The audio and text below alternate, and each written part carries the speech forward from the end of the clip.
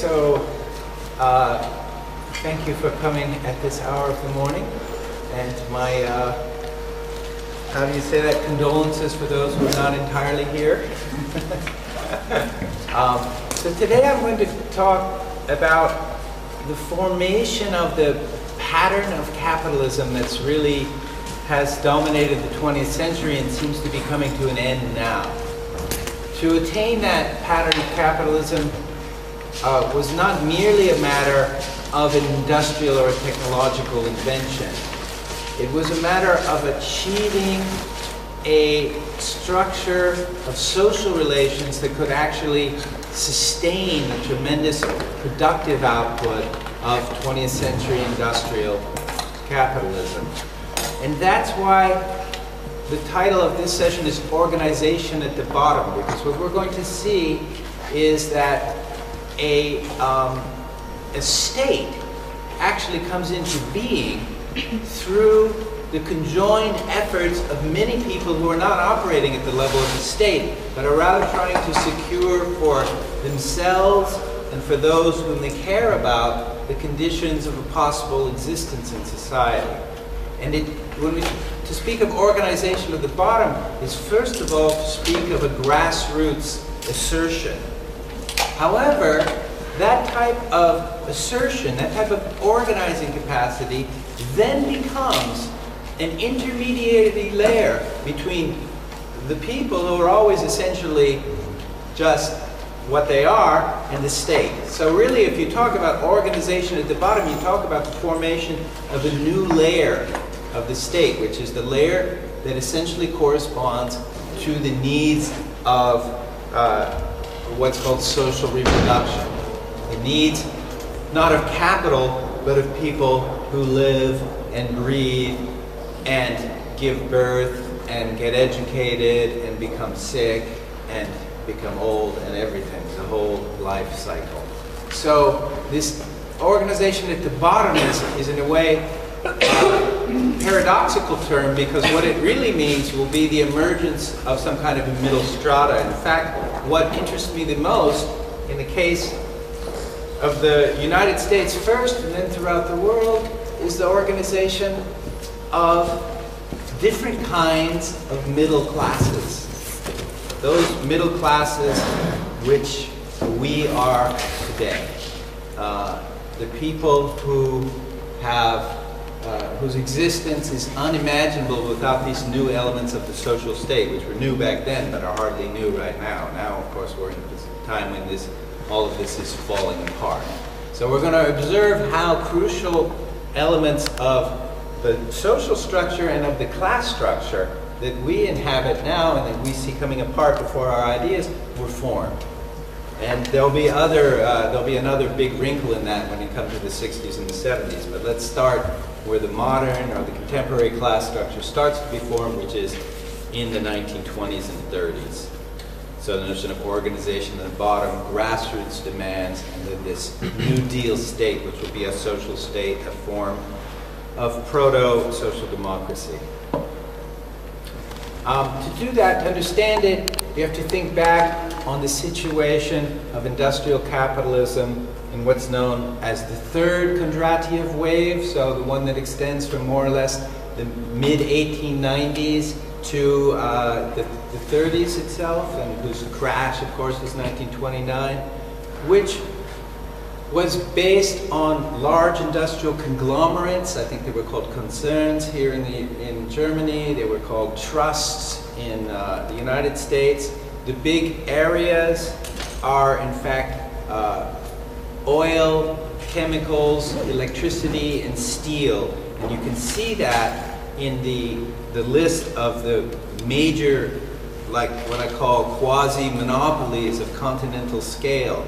Standard Oil, U.S. Steel, and then an agricultural company, American Tobacco, but one that was doing manufacturing and large-scale distribution, International Harvester, which was a company to make agricultural machines, and then crucially AT&T, American Telephone and Telegraph, and General Electric.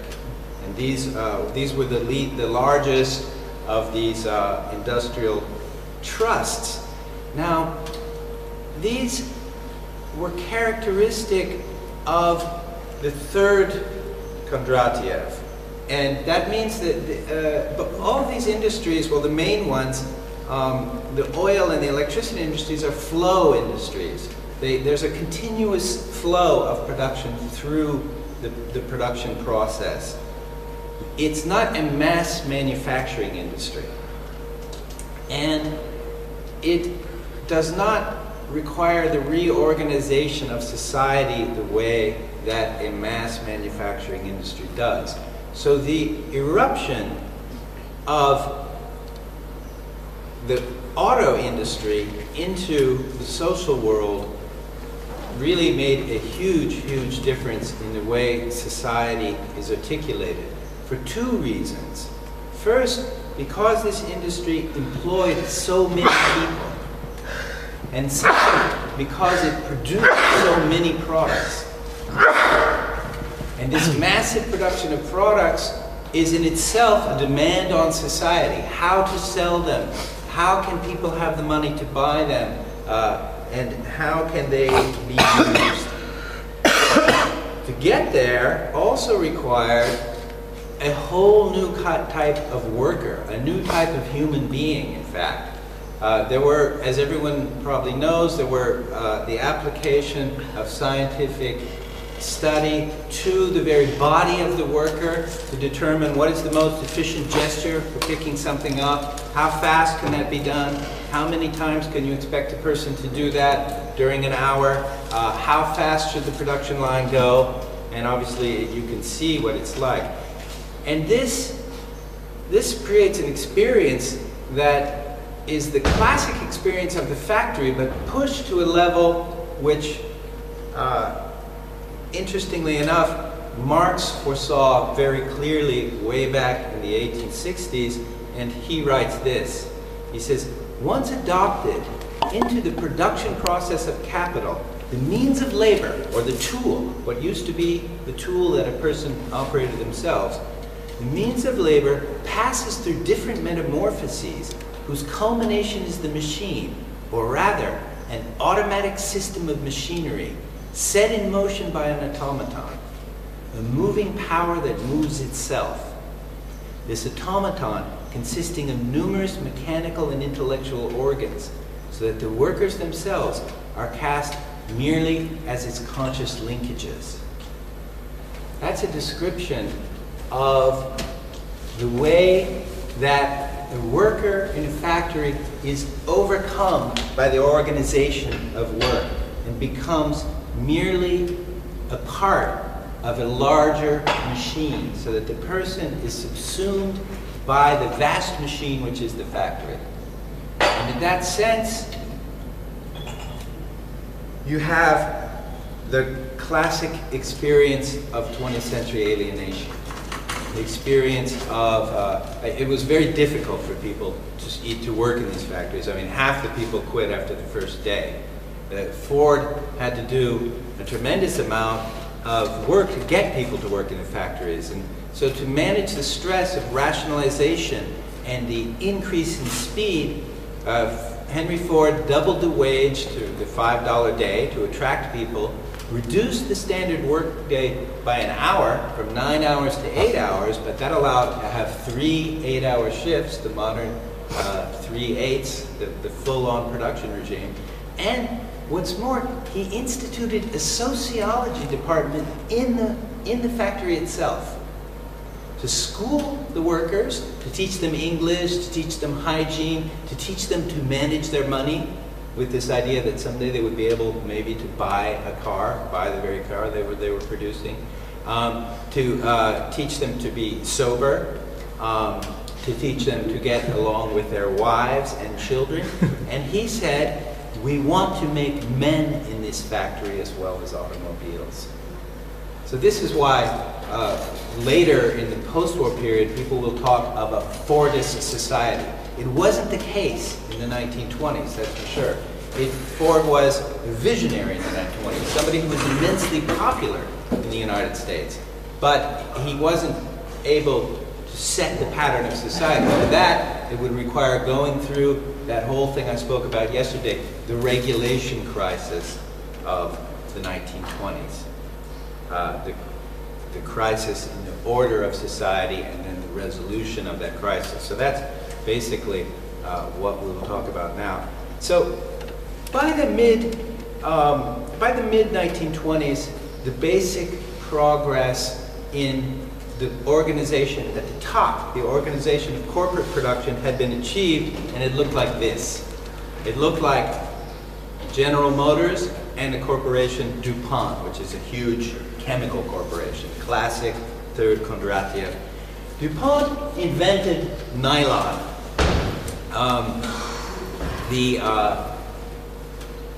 This synthetic fabric, right? It's a chemical. It's an invention of chemists. And Basing on oil. sorry? Basing on oil. Based on oil coming out. So DuPont's a chemical company connected to the exactly. So just to read a quote, to understand both nylon's history and DuPont's research and development, one must comprehend that since 1921, the company was a decentralized firm managed multi-divisionally. GM became this way in this set of massive buildings. Symbols, you would have a production division, a marketing division, a financing division. In DuPont, you would start to have a nylon division, maybe a dye division, and so on. So the corporation was set up in a new order, which was the multi-divisional corporation. It was also vertically integrated, so they would handle raw material, basic processing, manufacturing, distribution, financing. So vertical integration and then multi-divisional organization. It's the form of the modern company. So this means that DuPont is a company of many companies. A president and an executive committee are responsible for the development of overall corporate strategy. They maintain responsibility for oversight of relatively autonomous industrial or manufacturing departments and direct responsibility over several staff departments, including engineering and central research. So this is a situation where you have a core management, and then the multiple divisions are not just different product lines, but they're also geographically different. And so they manage their own operations, but the core of the company controls the overall strategy, and crucially, it controls innovation. And this is another factor in the organization at the top, is the organization of innovation. So if you look at DuPont, it actually began, as a lot of these nasty chemical companies, began in the war business, in which it has stayed. It's also manufactured Agent Orange during the Vietnam War. In 1903, it established a distinct research department, which was very productive and important for the company. And all of these larger companies, and I think maybe Armin can talk about this later, beginning especially from the 1880s, 1890s onward, both in Germany and the United States, started to develop important research departments. So in the case of DuPont, this experimental station was developed. Then there was an antitrust suit, so it was partially broken up. The war parts actually became other companies, and DuPont concentrated on chemicals. They then developed, with this scientist, Wallace Carothers, they developed nylon in the laboratory in this experimental station over a course of some 7 years to reach the patenting process, and more like 10 years to reach production. So that's a huge effort of specialized research. That's fundamental in contemporary capitalism, and it didn't really exist until the third Kondratiev, and especially until the beginnings of the 20th century.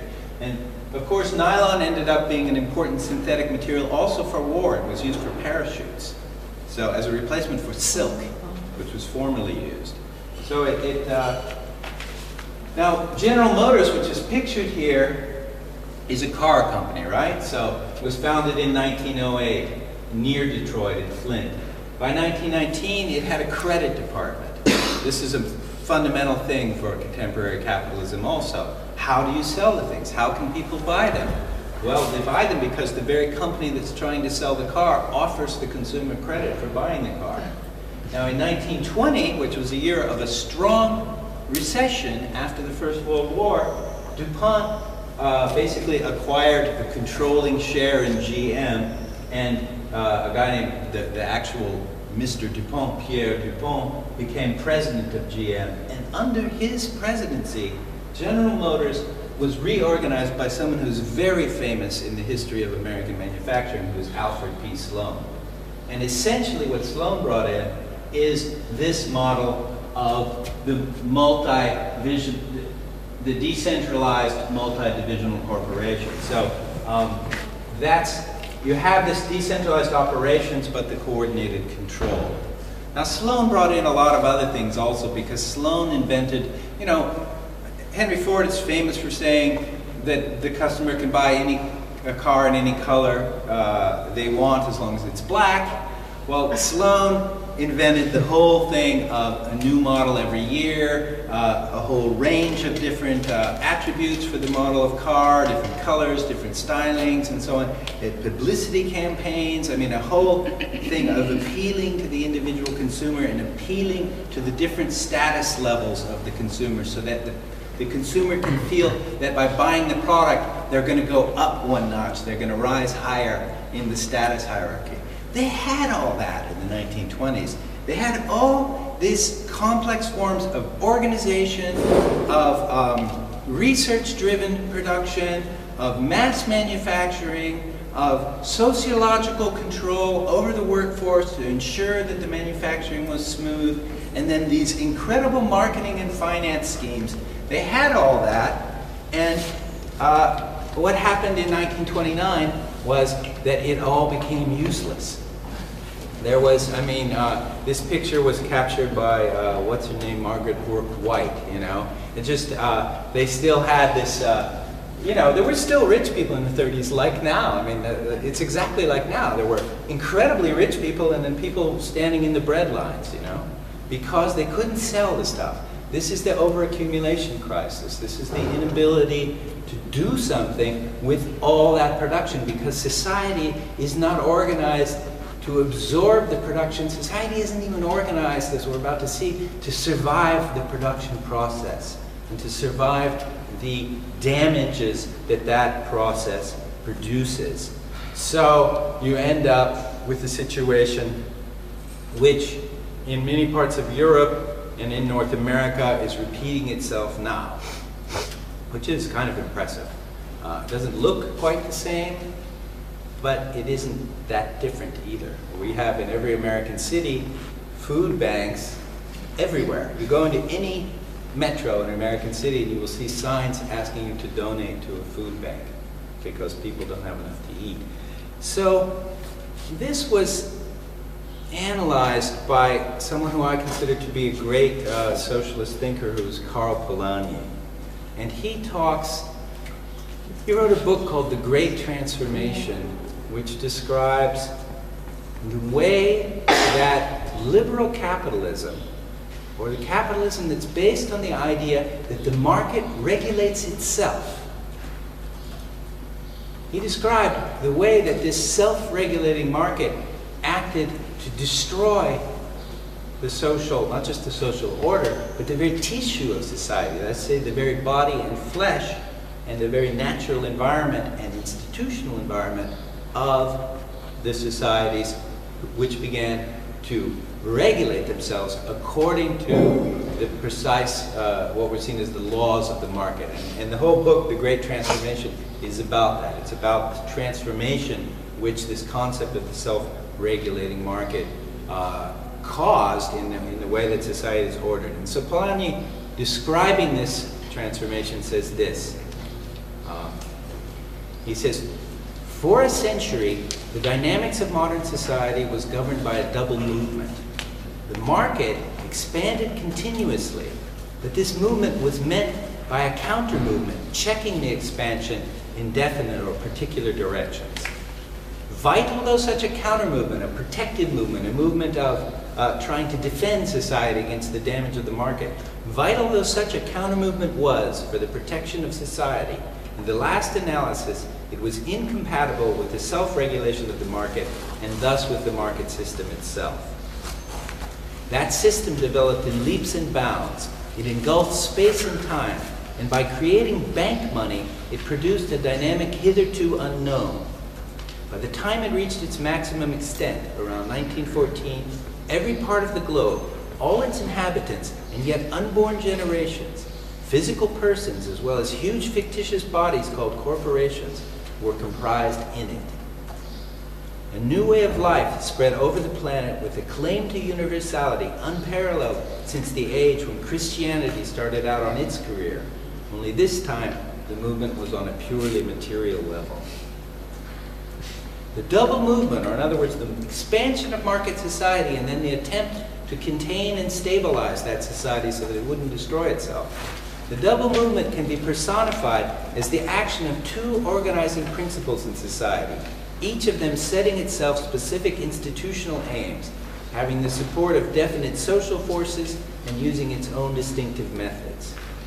The one was the principle of economic liberalism, aiming at the establishment of a self-regulating market, relying on the support of the trading classes, and using laissez-faire and free trade as its methods. The other was the principle of social protection, aiming at the conservation of man and nature as well as productive organization, relying on the varying support of those most immediately affected by the deleterious action of the market. Primarily, but not exclusively, the working and landed classes. These are the people who wanted to defend society from the action of essentially the bourgeoisie, the trading classes, and using protective legislation, restrictive association, and other instruments of intervention as its methods. So what he's talking here is what eventually came to be seen as the rivalry between the working classes and the bourgeoisie, or ultimately between socialism or communism and capitalism. The difference between Polanyi is that he also includes the environmental dimension, the dimension of the land, the dimension of the peasantry, and also of the landowners as elements in the protective, what he thinks of as the protective movement, or the self-protective movement. And this is something, of course, that Marx talked little about, and so it distinguishes Polanyi's approach from Marx's. Now, to add one more thing of Polanyi's theory that will guide the rest of what I have to say, Polanyi says that the crucial point is this, and I'm quoting Polanyi still. He says, labor, land, and money are essential elements of industry. They must be organized in markets. But labor, land, and money are obviously not commodities. The postulate that anything that is bought and sold must have been produced for sale is emphatically untrue in regard to death. You can't consider that my life, labor is us, right? That we were produced for the market. As Polanyi says, we were produced for entirely different reasons. The costs of our production have never been calculated on the market. When I go to sell my labor on the market, one doesn't include the care that my mother gave me when I was a child, all the social resources that went into my education, and so on and so on. And the same is true of land. Land is bought and sold without any regard for the different kinds of natural balances that maintain that land, and also the human labor and effort that maintains the fertility of the land. So he's saying that land, labor, and money are fictitious commodities. So he says, labor is only another name for a human activity which goes with life itself, which in its turn is not produced for sale, but for entirely different reasons. Land is only another name for nature, which is not produced by man. And money itself is merely a token of purchasing power, which as a rule is not produced at all, but comes into being through mechanisms of banking or state finance. So money itself is not produced in the same way that this bottle of water has been produced. It's an institutional arrangement which is sustained through the whole machinery of government, and also through symbolic means. If you look deeply into money, you find out there's a whole symbolic existence of money which is ancient and which is always pre-existing to any particular form of money. This has not been produced as a commodity, but when money is bought and sold, when you buy, let's say when you buy stock just to speculate on it, when you buy any sort of bonds and so on, money is being treated as a commodity. And we can see today with our own eyes in the newspapers every day that doing this actually destroys the institutions of money. That's what's happening to the euro right now. That's what's happened to these instruments called bonds. That's what's happening to the stock in banking and so on, is that through the buying and selling of it with no concern for its institutional foundation, the use value of money itself is being destroyed. So Polanyi's reasoning is very strong, and it corresponds a lot to what's happening today. He says, to conclude, none of them is produced for sale. The commodity description of land, labor, and money is entirely fictitious. So these basic elements of society are what Polanyi calls fictitious commodities, and when they're produced, when they're bought and sold without any regard for the conditions of their production, then that creates damage to society itself. So let's look at that a little. Let's see what this is like. Now, Polanyi's story has to do with the breakdown of the former British international money, which was the gold standard. I've put up some information here about the gold. You know that back during this period from basically, not so much from 1816, but especially the period of 1870 through 1914, so the period that really corresponds to the apogee of the third Kondratiev wave, that the gold exchange standard basically brought together the major currencies of the entire world. Each country had gold reserves.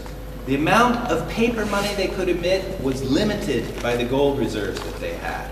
If they were using silver, the price of the silver, which during that time was always going down because silver was being found in abundance, it was becoming cheaper and cheaper. The price of the silver was pegged to gold so that it stabilized the money.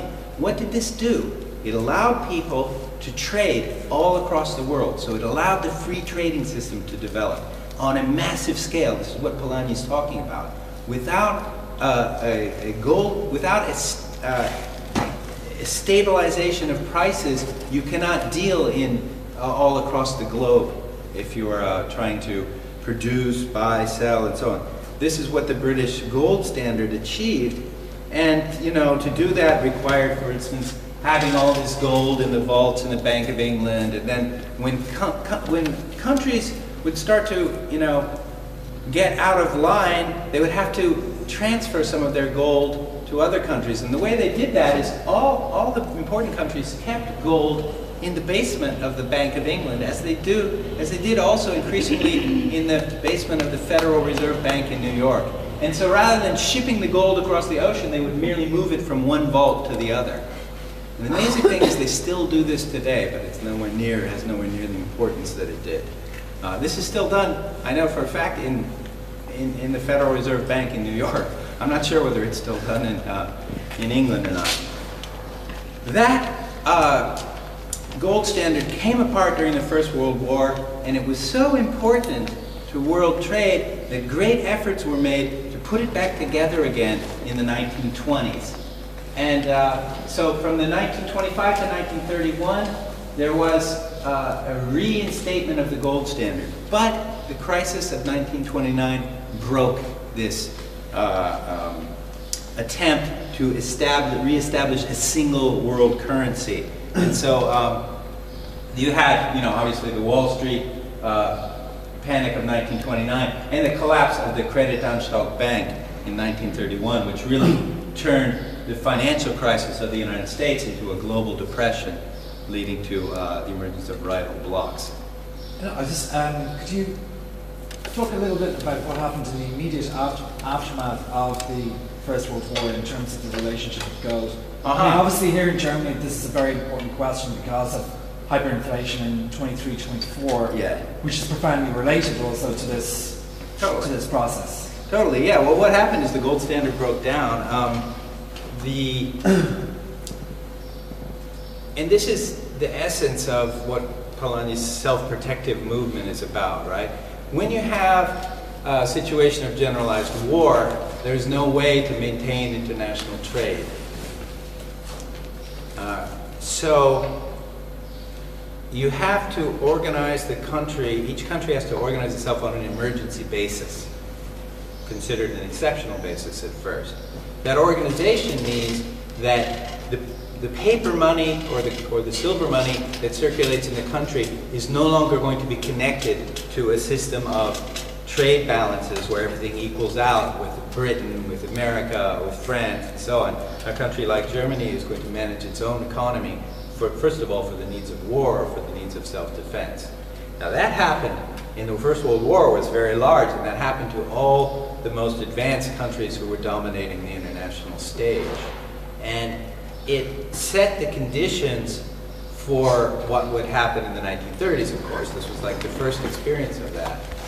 But after the war, what the thing is that world trade brings great prosperity.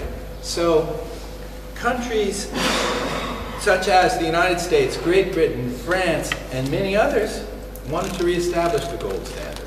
And they were clearly able to do so for a short time. And this produced the great explosion of the 1920s in terms of world trade, which was obviously incredibly dynamic decade with lots of growth in capitalism. Now Germany is a special case, of course, because it had been the loser of the First World War, and it had been saddled with punitive repayments. And so I'm actually not sure whether Germany made an attempt to reintegrate the gold standard, but I'm sure if any attempt that was made couldn't have been successful with the hyperinflation. But before that, what happened was the German government during the First World War had to give out bonds for fighting the war. They needed money for the war. And those bonds were mostly bought by the German middle class. And the same happened in Austria. So what happened in 1918, when they lost the war, was that with one stroke it impoverished large parts of the middle class. The patriotic sort of bourgeoisie which had bought the war bonds was impoverished. And then the German state started printing money. They just run, and that's sort of trauma in Germany, that printing money is evil. But I think later then the Polanyi's argument is that actually later it would have been very good to print money. The attempt to keep the gold standard was then a big mistake which contributed to the global depression because it only triggered that event of the collapse of the Kreditanstalt, which was actually an Austrian bank. By that time a fairly insignificant little country, just like Greece today, where because Austria wanted to keep the gold standard, the Kreditanstalt was forced to buy up many small banks which had all been bankrupt. Same happened in Spain now with Bankia. So the Kreditanstalt was swallowing up all these banks until it had accumulated so much debt, and then it couldn't be saved anymore. Yeah, it's remarkable how much it is like what's so happening really today. that argument by Polanyi, this artificial belief in free trade and the artificial belief in the gold standard by a time when money had long become an information commodity, you could say. I mean, that's, in Marx, the first 200, if you want to know about money, the first 200 pages of Grundrisse is the thing to read. Because Marx had already understood by 1860 that the gold standard was also a fiction. You know, there's no inherent value in gold, you can't eat it. So that what counted with money, it was somehow, it was always a kind of artificial thing, you know, to a culture, and I think that it depended on the power and relationships of state, it depended on exchange, it was not a fixed value. And that knowledge somehow was missing in that sense in the 1920s. I would disagree a little bit. The gold was a disciplinary mechanism. Exactly. It was clearly artificial. I doubt that anyone assumed that this was not an institutional mechanism. Exactly, yeah. But what it acted to do was to facilitate trade between countries, so that the person selling in America could be guaranteed that the money they would get would be the same money that they thought they were going to get a month before and the same money a month afterward, because the gold exerted a discipline on the monetary basis of every country. But what that meant, just as today, is that the actual needs of people could not be addressed by the institutional system. The entire institutional system was there to maintain the parity or the equal value of two currencies for the needs of the capitalists. So the institutional system was entirely devoted to satisfying the needs of the capitalists. And at a certain point, that breaks, and the country can no longer bear maintaining that form of economic discipline because, well, the people are hungry and they're in the streets, and then you get something like this. Our dollar is now altogether too much influenced by the internal policies of other nations. Therefore, the United States must take firmly in its own hands the control of the gold value of our dollar. And as a further effective means to that end, I am going to establish a government market for gold in the United States. Therefore, under the clearly defined authority of existing law, I am authorizing the Reconstruction Finance Corporation to buy or sell gold at prices to be determined from time to time after consultation with the Secretary of the Treasury and the President. This is a policy and not a mere expedient. So that obviously was President Roosevelt. And what he didn't say, he said, at prices to be determined from time to time by the federal government. So in order to determine the price of gold institutionally and begin to take institutional control over the money to try and make life bearable for the inhabitants, what President Roosevelt did to the enduring agony of the entire right wing of the United States was issue an executive order on or before May 1st, 1933, all gold coin, gold bullion, and gold certificates now owned by the people of the United States must be delivered to a Federal Reserve Bank branch or agency. You had to give up your gold, and you had to give it for the price that the United States was willing to pay, which initially was, I think, something like $28 an ounce or something like that. And that meant, of course, at that time, the price of gold was on the open market was skyrocketing. If you could keep it, you would be rich. But you had to go in and sell it for a low price, at what people considered a ridiculously low price because of the crisis. So gold was, going up. And so this was, for people who, for the upper classes, this was a great, great blow because many people had gold. Owned gold, they had gold coins, they had gold bullion, they had items and jewelry in gold. And I think you were allowed to keep jewelry and a certain amount of coins. It was the hard money. The bullion, I think you were allowed to keep some antique coins. I don't think Short question. He made it obligatory. Sorry? He made it obligatory. How can he control? I can't hear you actually. How can he control people if they're selling their gold or keeping it? Because you would end up in jail. The police would throw you in jail if you didn't give your gold to the government. You weren't selling it. You were handing it over to the government. The government then paid you the price that it was worth, and then took all that gold into the Federal Reserve. But how the government would know that you have gold?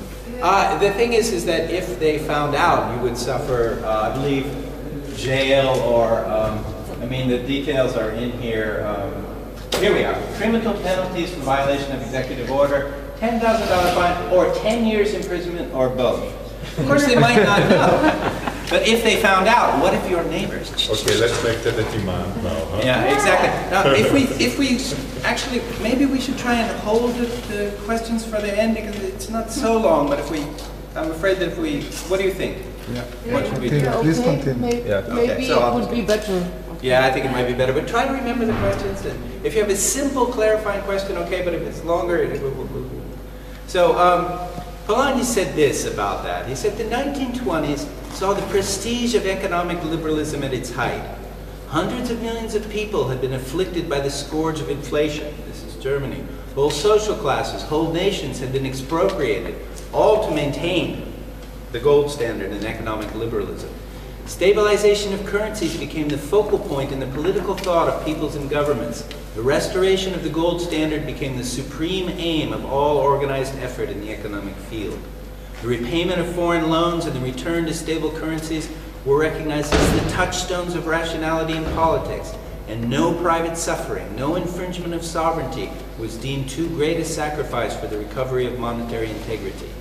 The privations of the unemployed made jobless by deflation, the destitution of public servants dismissed without a pittance, even the relinquishment of national rights, this is again Germany, and the loss of constitutional liberties were judged a fair price to pay for the fulfillment of the requirement of sound budgets and sound currencies.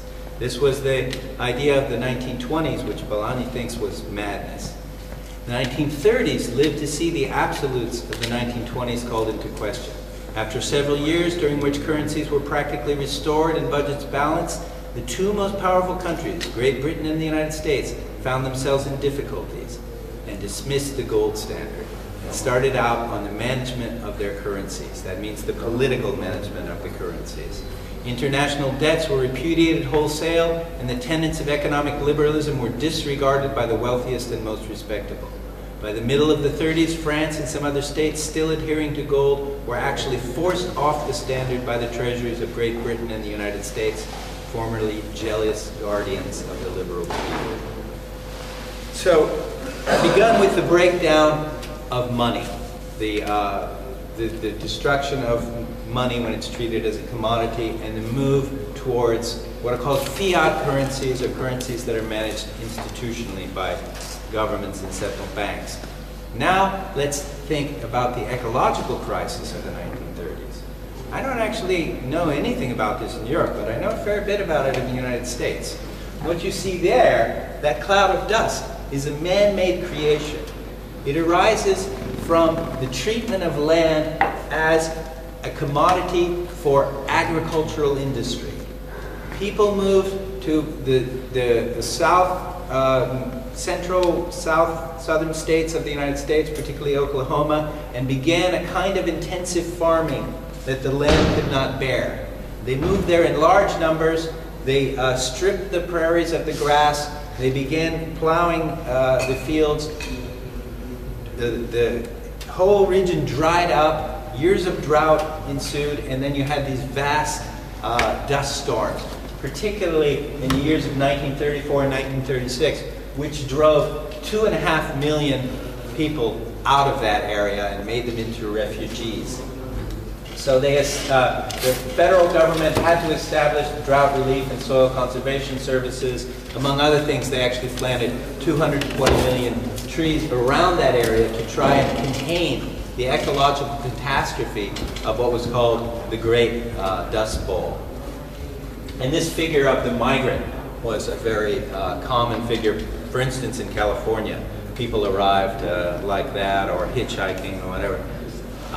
This was also one of the areas in which the New Deal government achieved a kind of aesthetic production that was very, very important. The Farm Security Administration photographers went around because the people in the cities could not understand that this was really happening. They didn't believe that people were so poor in the countryside. So one of the missions of the Farm Security Administration was to send photographers out to create a visual rhetoric which would actually bring the conditions of the countryside into perceptibility for the people in the cities. That's something quite fascinating for artists, since we're in an artistic space here. Another aspect of the ecological crisis had to do, again, with soil, with erosion. And the erosion was the result of some practices which I'll show in a moment. But the way this was addressed in particular was by the beginning of a great project of dam building in a place called the Tennessee Valley. That project had three basic components: the construction of massive dams, the installation, therefore, of hydroelectric power facilities on those dams to produce electric power, and the electrification of the countryside that was going on in the Soviet Union. So this is part of the struggle with the Soviet Union, actually. And then the introduction of chemical fertilizer. And this is a demonstration farm. On here, the plants, you have depleted soil, all the good, it's been over-farmed and also eroded, and it won't sustain. So to produce nitrates, which is also the crucial component of explosives. This was also a war plan. But the nitrates are also what's used for fertilizer. Produce nitrates takes a huge amount of electricity. You do that with a dam. Most people do that to this day with dams. And so the government was trying to spread the use of chemical fertilizers produced, first of all, by the Norris Dam. So I have a short film excerpt which will give you some insight. I've kind of chopped this up, excuse me for the crude editing.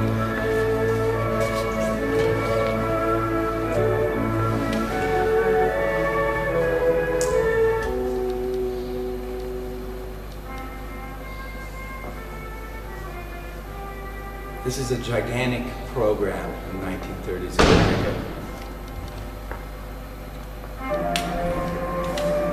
Down to Minnesota, Wisconsin, down to St. Paul, down to St. Louis, St. Joe, lumber for the new continent of the West, lumber for the new mill.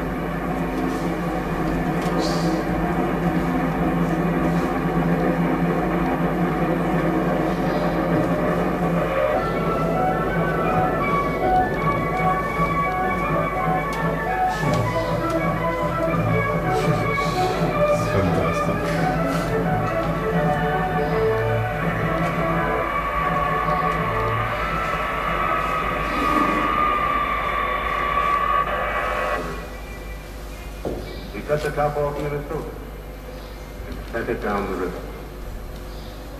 We cut the top off Wisconsin and sent it down the river. We lent rills, rivulets, and streams, carrying every drop of water that flows down 2/3 the continent. 1903, 1907, 1913, 1960, 1922, 1927, 1936, 1937.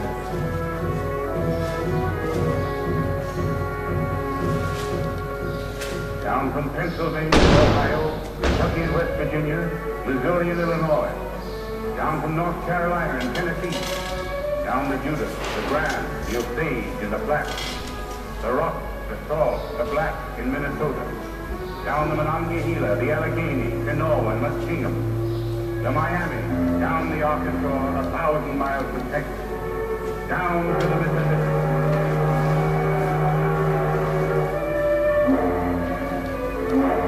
She spread her arms over thousands of acres of land.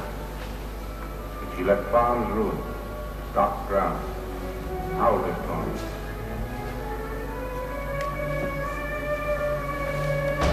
1903, 1907. So these are the years of the floods, the big floods that produced this. 1922, 1937. We built 100 cities and 1,000 towns. But at what a cost?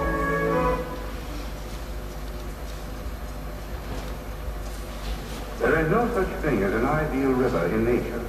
But the Mississippi River is out of joint. Dust blowing in the west, floods raging in the east. We have seen these problems growing to alarming extremes. The valley through which the Tennessee used to roar down to Paducah in flood time, with more water than any other tributary of the Ohio.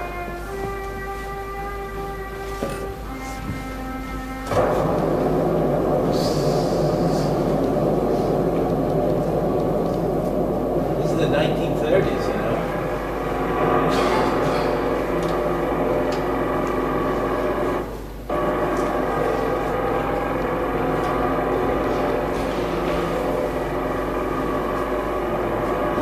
First came the dam. Up on the clinch, at the head of the river, we built Norris Dam. A great barrier to hold water in flood time and to release water down the river for navigation in low water fields.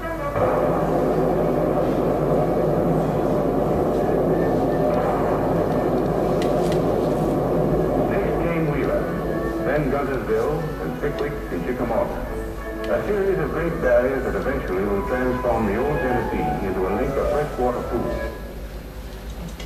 So that was just a kind of short version of a massive, massive project which aimed to do many things at once. It aimed to control the floodwaters first of all, of the Ohio Valley, and thereby to contribute to the controlling of the floods of the Mississippi. It aimed also to produce electricity and to produce nitrates. Further than that, it was one of Roosevelt's visions, which was to create a larger scale of planning, a regional scale of planning, beyond the scale of any of the federated states. So programs that would reach beyond state boundaries, and in this way create an American response to the kind of central planning that was going on in the Soviet Union and in Germany. And to do that, they explicitly wanted to overcome some of the barriers of democratic institutions that were existing on those smaller scales. If this reminds you of the European Union, that's exactly the case. This is inherent in capitalism, that the tremendous productive force of capitalist industry continually breaks the bounds of geographical scale and the bounds of inherited customs and uses that would contain it. And so what was done in the Tennessee Valley was that all these dams were built. Now, the amazing thing is that the same person, a man named David Lilienthal, who was the executive manager, not the visionary, the executive manager of this project, ends up, after the war, as a consultant to the World Bank Group, designing and overseeing the construction of dams in India, in Egypt, throughout the world. So in fact, this was the pattern for the great expansion of major capitalist infrastructure, regional infrastructure, not factory type infrastructure, after the Second World War.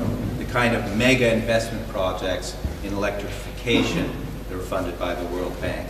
So it's something quite interesting to see, and we'll talk about that later this afternoon. Just to finish this off, perhaps the thing that we know the best is how labor responded to the crisis of hyper-exploitation and also this periodic, full employment, unemployment, full employment, unemployment, the swings of the capitalist economy. So there were famous sit-down strikes. This was the first big wave of mass industrial actions under the leadership of the at once the fledgling, the early United Auto Workers Union, but more importantly, the Congress of Industrial Organizations, the CIO, under the leadership of a guy named John Lewis, which Roosevelt supported. And so what happened was that this thing, which is a huge press for creating the auto bodies, it's a stamping press, so you put a piece of metal in there and it goes bang! The dies, that is to say the part that stamps, was a very crucial thing in the GM production line. They only existed in Flint, Michigan at a place called the Fisher Body Plant. The workers who had been organizing to join the CIO received word on the night of, I think it's sometime in December 1936, that these dies were that part of the press was going to be taken away. And so they immediately struck. They set up this situation where they entered the plants and stayed there. And they stayed there for weeks. And this was a new tactic. It had just been pioneered a few months before in a place called Akron, Ohio, where they make, which is also part of the auto industries, where they make tires. But here it was done on a much bigger scale than it had ever been done before. And this was really the wave of strikes that launched the very strong American labor movement of the 30s. They were confronted by the National Guard and then ultimately the Army. So there was a really strong standoff here.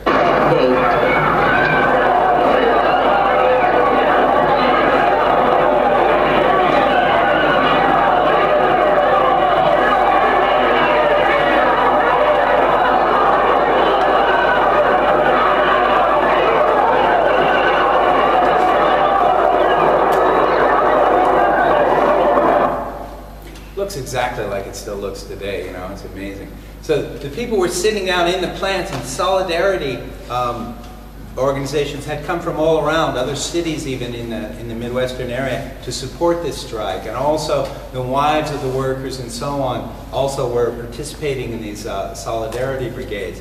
And there was a moment when it came to a head, and it was a question of the governor sending in the army. And at that moment, the union committees sent this telegram to the governor. They say, "We feel it proper to recall to you the assurance you have many times given to the public that you would not permit force or violence to be used in ousting us from the plants. Unarmed as we are, the introduction of militia, sheriff, or police with murderous weapons will mean a bloodbath of unarmed workers. The police of Flint belong to General Motors. The sheriff of Genesee County belongs to General Motors. And the judges of Genesee County belong to General Motors. It remains to be seen whether or not the governor of this state also belongs to General Motors. We have decided to stay in the plants. We have no illusions what sacrifices this decision will entail.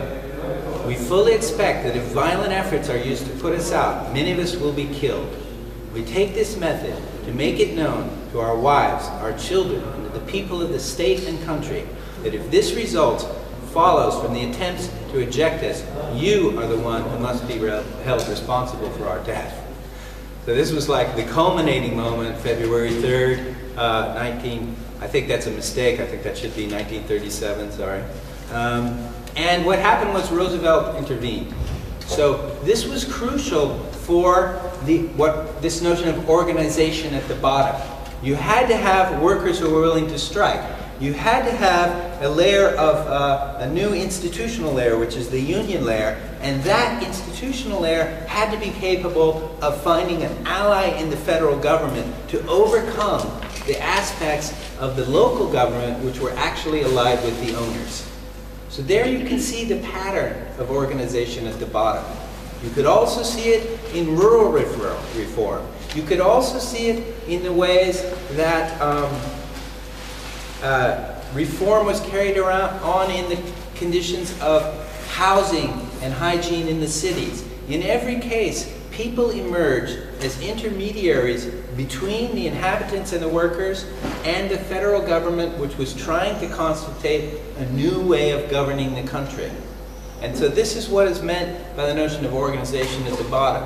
This happened in different forms in all the advanced societies of the time, that is to say all the European societies, and to some degree in Latin America as well. Even to an important degree in Latin America as well.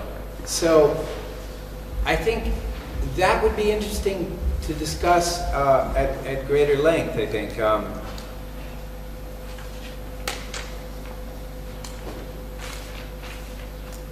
Essentially, it took this kind of organization to create a society which was able to provide sufficient resources so that all of the different classes and all the different geographical regions could survive the tremendous changes in the existential environment brought about by the expansion of industrial capitalism. And I think that is the essence of a regulation crisis. It's clearly the essence of the regulation crisis of the 1930s. And so you have the beginnings of institutional forms, important beginnings, major beginnings, and that consolidated what in America was known as the New Deal. So the sort of one of the early forms and probably the emblematic early form of what became social democracy after the war. I have just one more thing that I want to say. So that turned into like a huge strike in all the GM plants. This was after the successful victory at Flint, Michigan. Then they struck throughout GM. They didn't manage to strike in Ford, but this was the beginning of a great, great wave of industrial actions across the United States. I want to say one more thing, and this is over.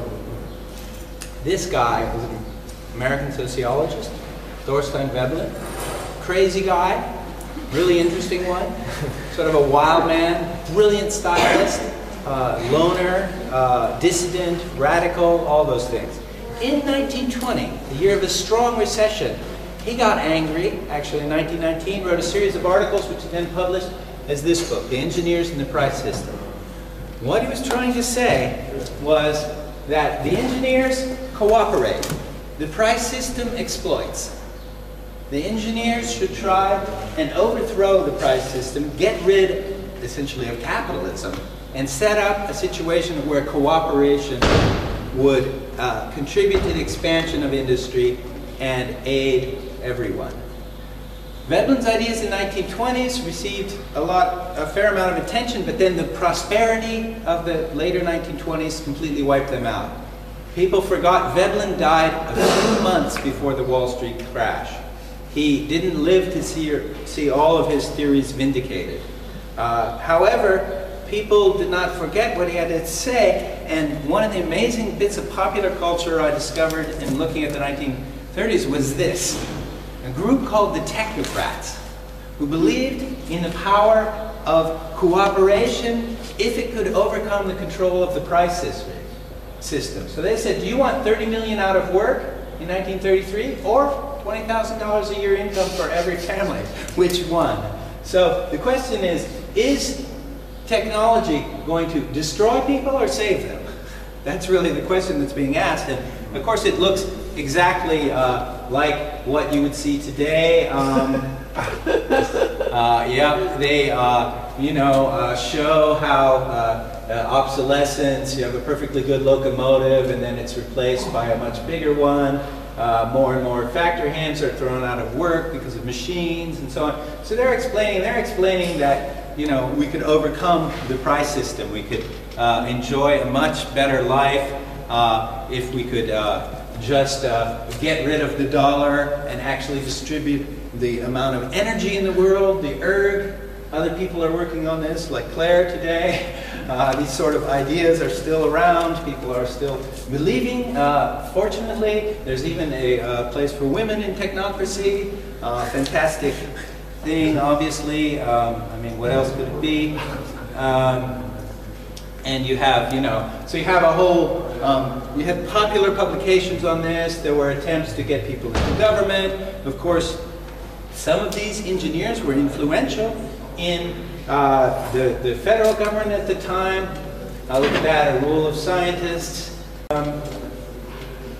As I was looking around, I found in the Chicago Federation of Labor a series, I found the newspaper of the Chicago Federation of Labor, and I was looking through it and I was struck because the technocracy articles kept reappearing, and they even seemed very strange.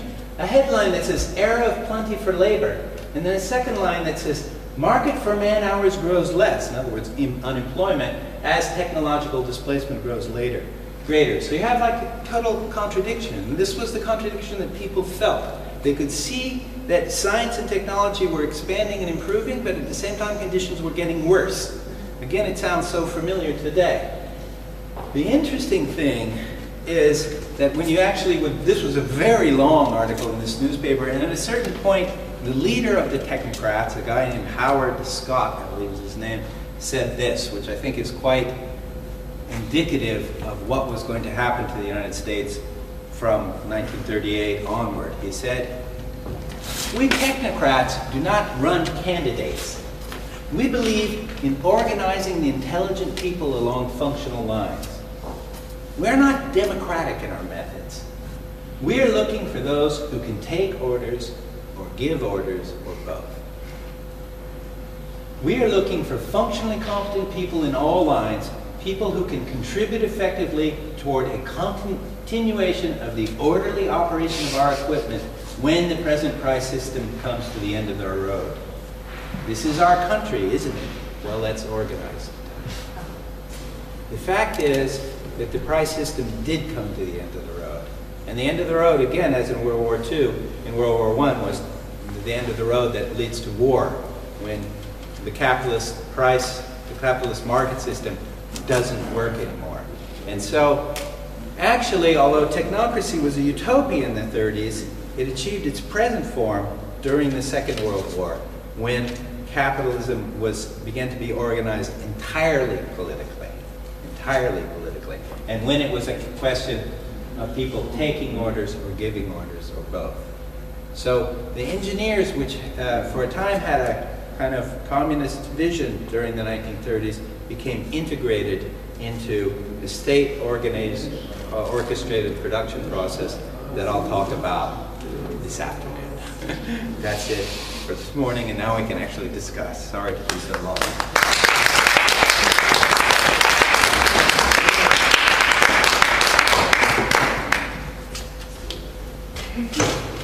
Yes, talk, yes. Yes, thank you. Now I understand this joke. Two trains on the same line. Ich sage es zunächst einmal in Deutsch. Zwei Züge auf dem gleichen Gleis steuern aufeinander zu. Was sollen wir tun? Fragen Sie den Ingenieur. Please ask the engineers. This was the end of. It's a joke I've heard from a friend, and the family had lived in the United States. And thank you very much, because it was really interesting for me to hear about the debates and the scientific researches of the United States. Yeah, in our theoretical groups we debated about Polanyi, but as well we read the books of Paul Mattig.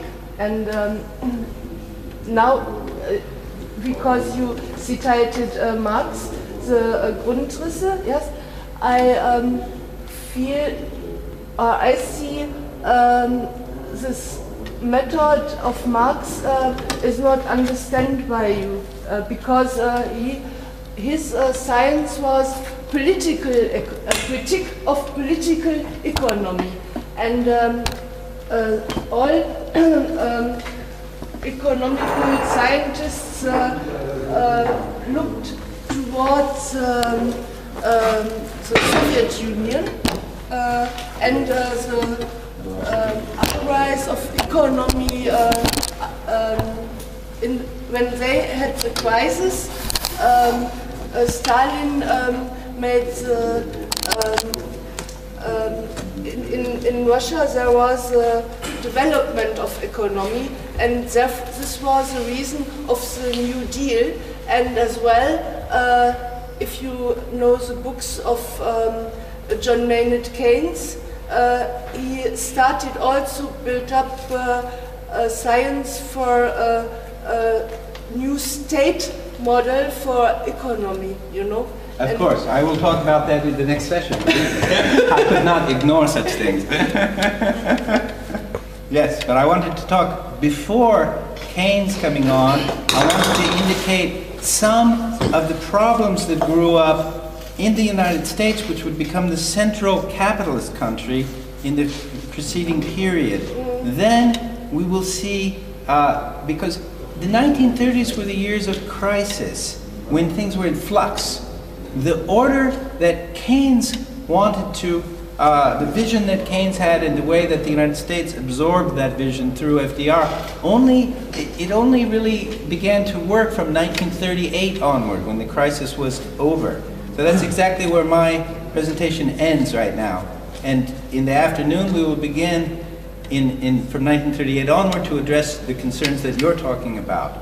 Because of course you're exactly right, and this is the fundamental change that was brought, was that all these different small attempts to achieve some kind of regulation in the areas of labor, in the areas of land, in the areas of money, were then integrated into an overall system. And that became the system of the post-war United States, and it also became in different forms the system of the Western European countries after the Second World War.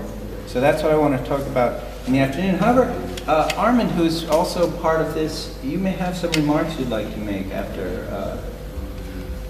Yeah, just a few things really, because I think it was a lot to absorb, and if I now start to say all the things that are on my mind, then that's too much. Just a few things I would like to give for consideration and maybe further studies. I think Brian yesterday explained this regulation crisis of the paradigm, and if you look at that, you could see the whole period from 1929 till Second World War as a regulation crisis of Fordism. But we have really to remind the great English historian Eric Hobsbawm called the whole first half of the 20th century the age of catastrophe. So it was the age of catastrophe. And Hobsbawm is generally, if you don't know him, he's a very recommendable source, slightly different, but very good. Also, what Polanyi points out, also something that we forget nowadays, is that the free trade system worked very well for Britain and also for the richer people, the bourgeoisie, in what he calls the British entrepot. So we had a 100-year peace. The First World War came really as a great shock. There were wars, there were colonial wars, there were minor wars between sort of the imperial powers, between Prussia and Austria, but it didn't affect the majority of population. The armies were fighting somewhere, and that's it. So it was, people were not used to a great war for 100 years. And then came the First World War. So that was a big shock that changed a lot the whole ethical thinking about violence and all that. And it was really something that has to be considered. And in that sense, the large cycle of empire, with the British Empire coming to its end, coincided with the 40, 50-year cycle, Kondratiev cycle in the 30s. But also the Britain, which was the empire by 1918, Britain was completely bankrupt and completely financed by the Americans. So, Britain was lucky that it had America to finance it. Germany had nobody, so that created the conditions then also for the rise of fascism. But something in terms of crisis theory, what some voices said in American blogs and all that, is if we compare the current depression, because we can already talk about the depression that we had, that maybe we should look, and that's really worrying, to the 1870s. So is that the second, the depression of the second Kondratiev wave was the crisis that followed the railway boom. And that was a long depression that lasted basically from 1870 till 1890. And only in 1890, with the new boom based on chemical, electricity and steel, the next upswing came. And that upswing coincided with the age of imperialism also, and what's in Europe was the Belle Epoque. It was called the Belle Epoque, of course, only for certain people. Yes, but you have to consider that there was 20 years of very, very depressed growth. A lot of expansion on the other hand in countries like Argentina, where agricultural imports ruined the European farmers and so on. So that was a very deep crisis. If we are heading to something like that, then I don't know. You know, it's not so fortunate. Also, what has to be remembered is in the 1920s, I think really only the United States had something like a consumer society. I read some statistics somewhere, but basically countries such as Germany, France, Italy only reached levels of consumption that the US had in the 1920s by the 1960s. Yeah. In terms of telephones per household, refrigerators per household, cars, the US was so far ahead from everybody else in the 1920s. Because of the form of organization of the multi-divisional corporation, that was not existing. The pattern that DuPont, General Motors, and then Ford set didn't exist in Europe at that time. Right. But there was a German form of what I call proto-Fordism, Fordism before the name, of a mass industrial production in which Germany participated.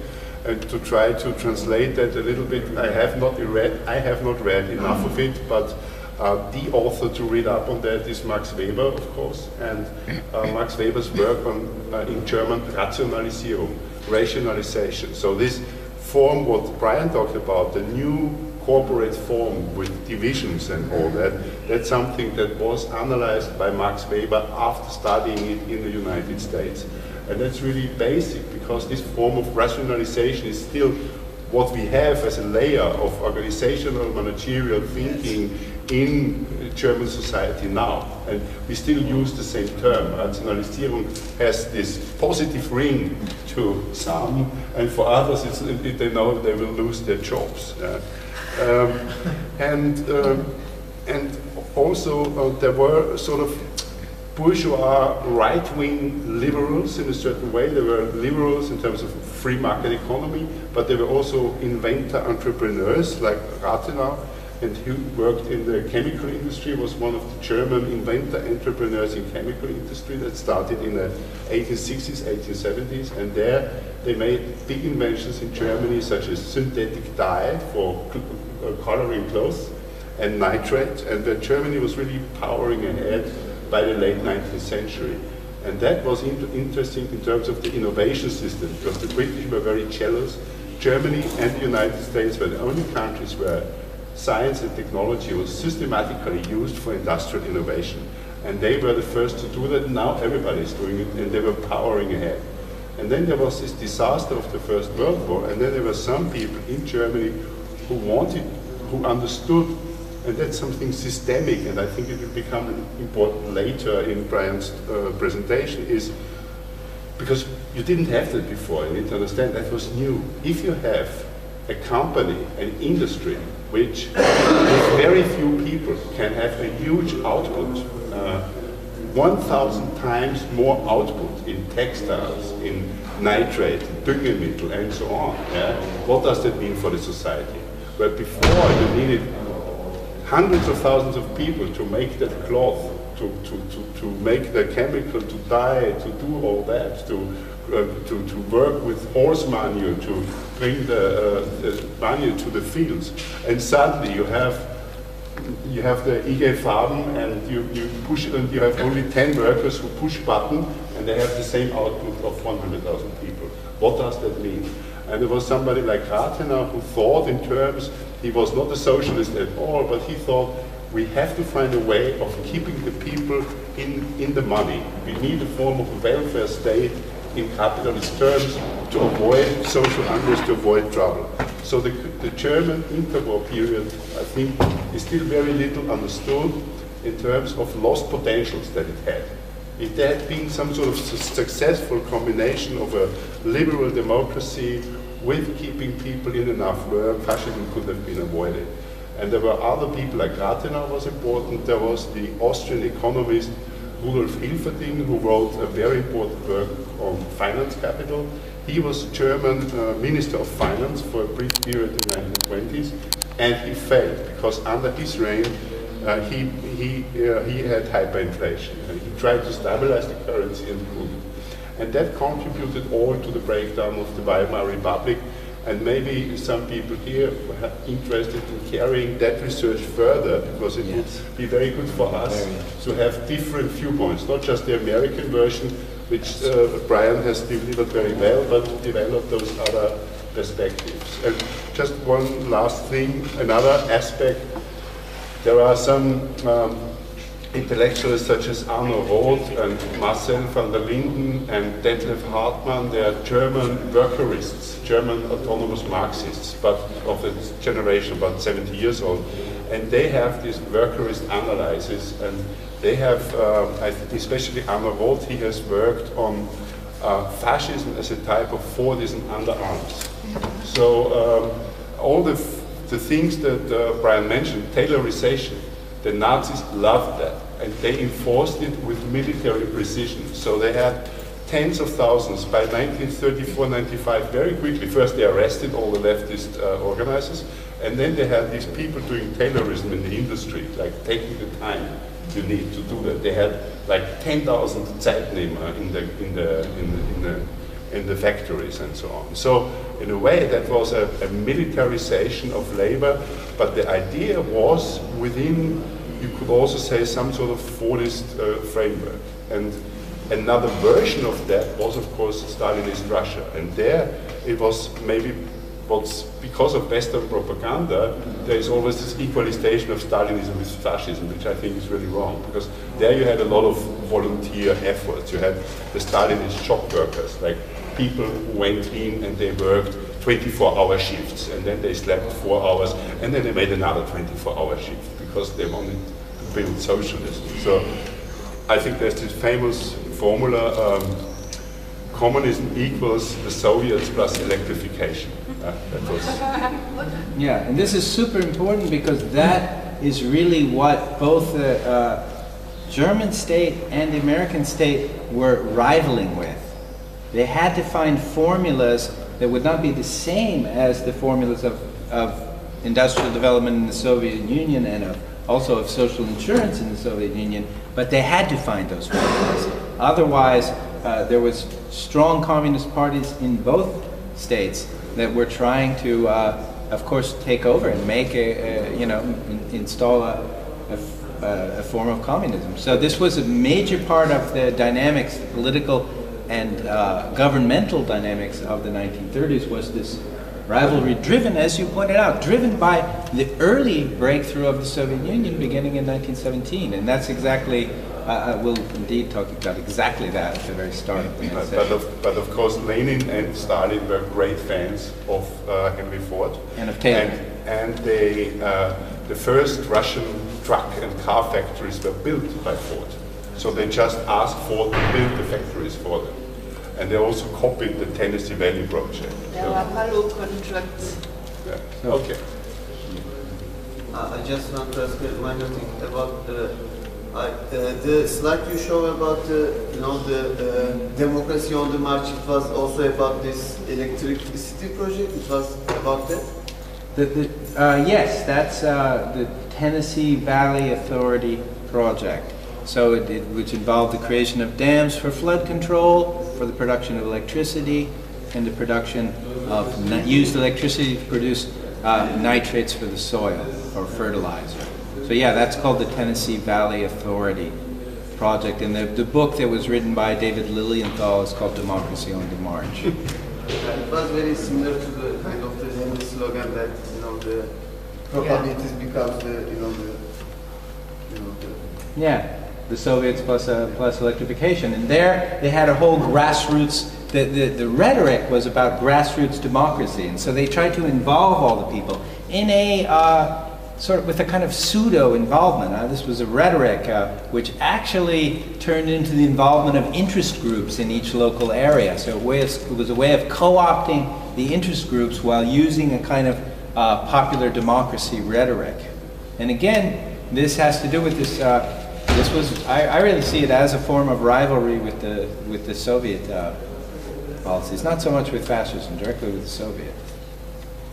I wondered if you could clarify this concept of organization at the bottom, because I was thinking of it in terms of, for instance, how do you organize society so that it can absorb the production? Like as we were talking about yesterday, the problem of overproduction and even overaccumulation, in which I think about, for instance, as was mentioned, the rise of a consumer, the development, the actual engineering of a consumer society, which is really well laid out in Adam Curtis's Century of the Self, the first section. And so, I was sort of thinking of it like, how does the system organize at the bottom to keep the system going? And then you were talking about labor, and which is sort of like a counter, which is an organization that is both kind of counter to the pressures of the system, but in the end is also an organization to make the system possible. And I just wondered if you could clarify that a little bit, of what you mean by organization at the bottom. Well, what I mean, first of all, is what you just said. And indeed, that is to say that this concept is developed by two people named Scott Lash and John Urey in a book, and I even have a reading which I'm putting, which will be available, which is available to you now, about this. The phrase organization at the bottom is a bit paradoxical. It really means two things at once. It means the organization of capitalist social relations so that the people on the bottom can survive, first of all. That means that people have to make enough money to be able to feed themselves and to be able to feel like they're participating in progress. It means that people have to have legal conditions so that they can work without injury to themselves. It means that the cities that people live in have to be organized in such a way that they're healthy and they're desirable to live in and they're not dangerous, and so on, the countryside and so on. But curiously and interestingly, for this organization at the bottom to take place in the United States and in the most of the world, it required that the actual grassroots politics, it required that people demand that that organization happen. And those demands then created a new space in society, which is really the space of the social state, where hundreds of thousands and then ultimately millions of people receive a wage not from a capitalist enterprise, but from the state, from what becomes the collective enterprise of society. So the organization at the bottom seems to be a phase that all the advanced capitalist countries went through. And the interesting thing in Germany is that Germany was the first country by far to, because Germany began organizing for the needs of the people on the bottom under Bismarck. So Germany invented the whole notion of welfare, you know, in a way that was not at all known in the United States until the 1930s. That's, in short, the concept of organization at the bottom. And so it means what you say. How can people survive?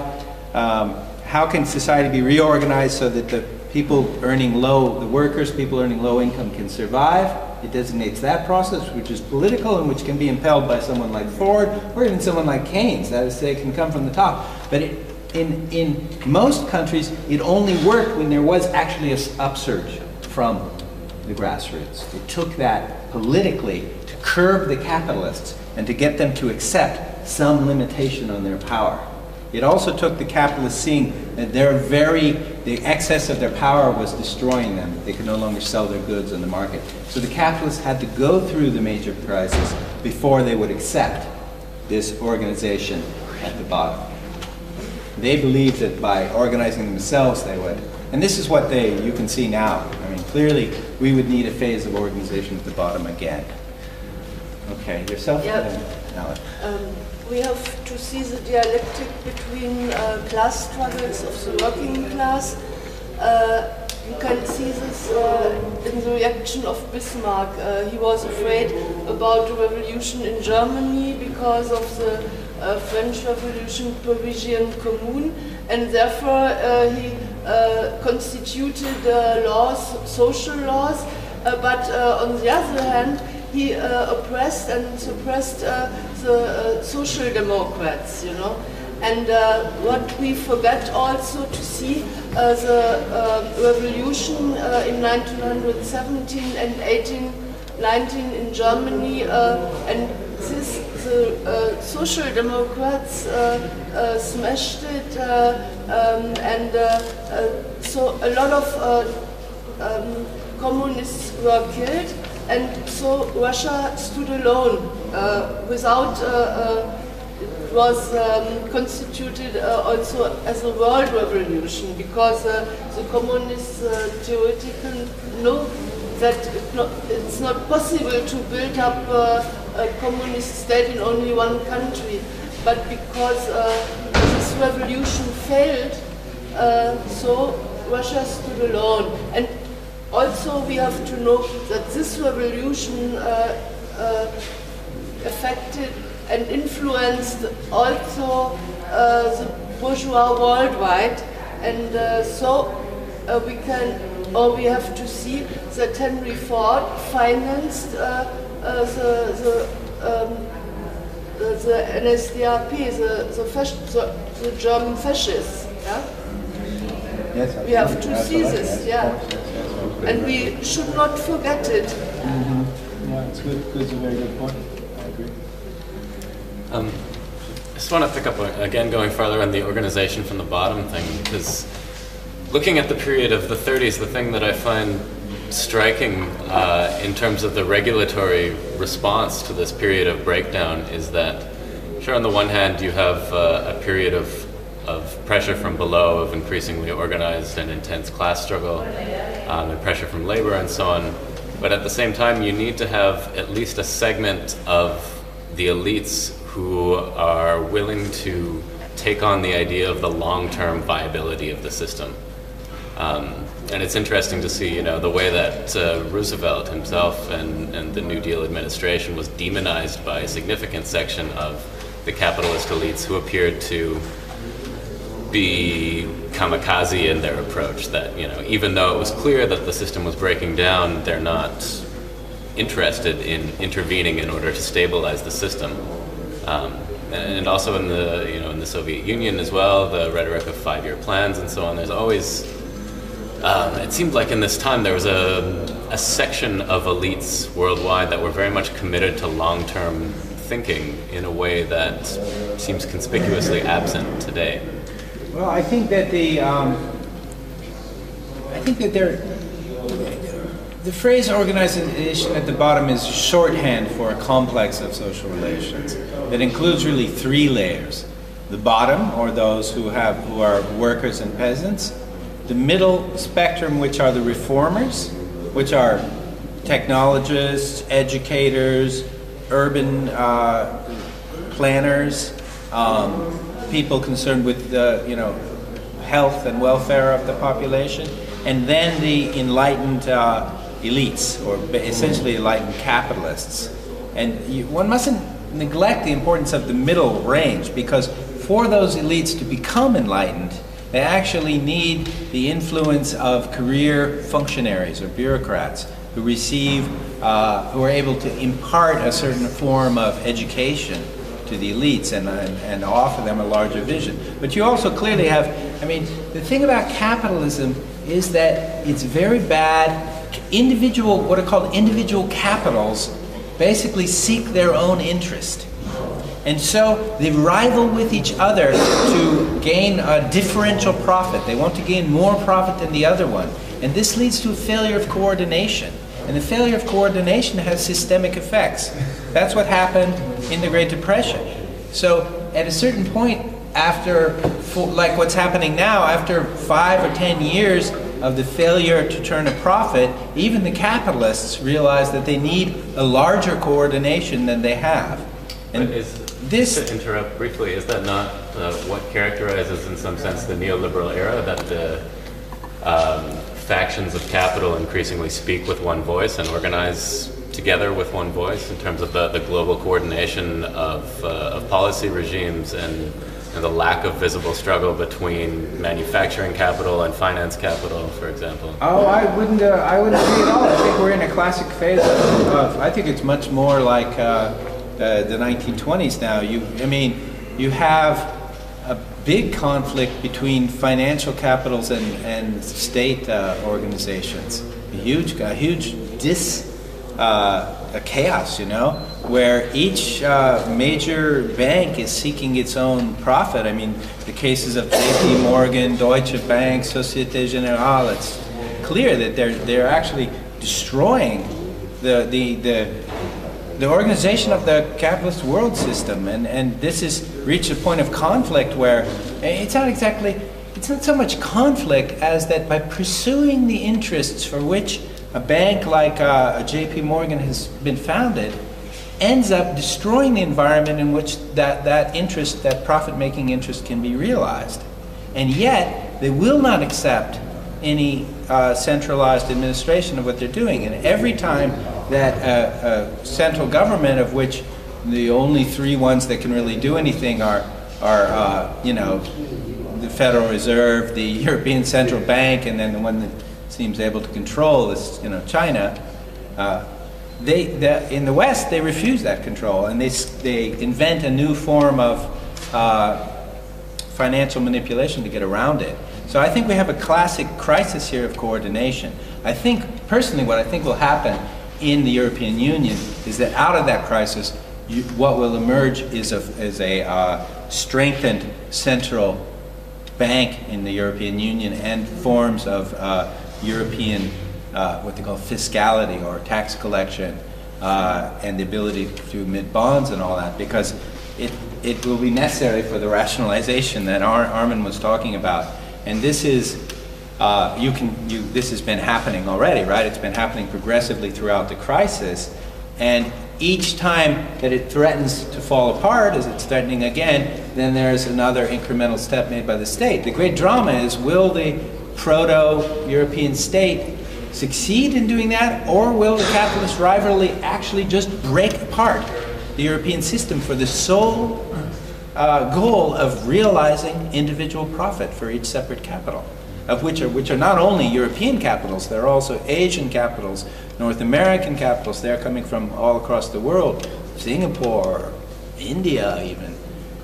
So I don't really see I think there's been brilliant articles written by Moishe Postone, for instance, about the return of this form of this coordination crisis that was characteristic of the early part of the 20th century, that this has returned since the 1980s. Because since the 1980s, there has been a refusal of all this state coordination. FDR, the New Deal in the United States, has been demonized by the capital elites. That's a fundamental characteristic of the present.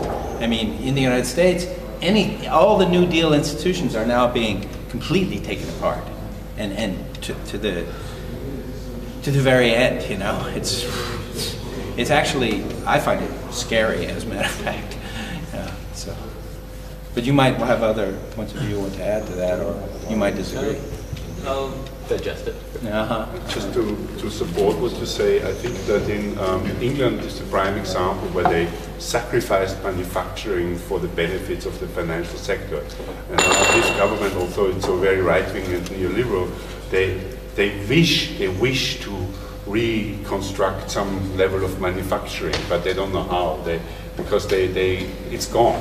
Yes, it's completely gone. And now it's like the country has been occupied by this alien invasion, which is the financial district. And there's no chance. How can they get out of that? They really don't have much of a chance. And since the so-called Big Bang in 1986, the financial district is an alien district. It's not part of the British tax system. It's offshore. The City of London is considered offshore for tax purposes. Therefore, it's like the Cayman Islands. But this is trickling down because those brokers, they have very liberal tastes. They like to buy rather extreme contemporary art. They like sharks in formaldehyde and all these kind of things. So, right. Yeah. Please. I have one question which I cannot articulate yet, and it's quite naive and just general philosophical, but I cannot get it. Isn't it all you're talking about so obviously evil that everybody is joining it? How does it work? I mean, because I was in Austria and they're about this organizational bottom, as you said, that what they're doing is to provide for the lowest class just basic, really perfect conditions. So they provide them housing, they provide them some general basic food, as you say, food bank, just spread all the liquids from the bill and the shops distribution. It's perfectly organized. And on the other hand, they made forbidden begging, which is, I think it's a basic rule, basic democratic rule, because if you're Tibetan, if you're just Buddhist by religion, it's your way of survival, it's your way of thinking. You have to have the right to do. So in order to have a pure facade for the tourists, for the bourgeois, they don't want these people to disturb them. I'm not talking like you're enjoying that it is a mafia, that they're like about whatever, but principally the rule. They want to forbid it. Like they're, I think, already into it. And my question is that living there, I saw it quite fascist in a way. So what is much disturbing me is that everything they present in a democratic way. So care for the people, care for the low class, even care for the language. Because before in Austria, I'm not aware about here, but it was, if you're living in Austria, you should speak German, and it was for all foreigners. So whenever they have kids in kindergarten, it was obligatory. And I worked with kids now, so they have a lot of problem with these kids of immigrants, that at the age of 5, they do not speak both. There is a blockage in the brain, because your brain is constructing at 5, 6 to start terminating only 2 languages. So you cannot,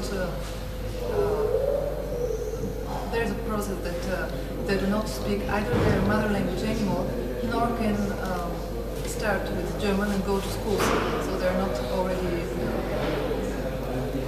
can be interpreted. And what they do now is to start a platform that let's make all foreigners speak their own language. It is so important for you to speak your own language that they make it obligatory now in the kindergarten, and extra provide people to make it everybody, let's talk to your language, but it is according to politicology,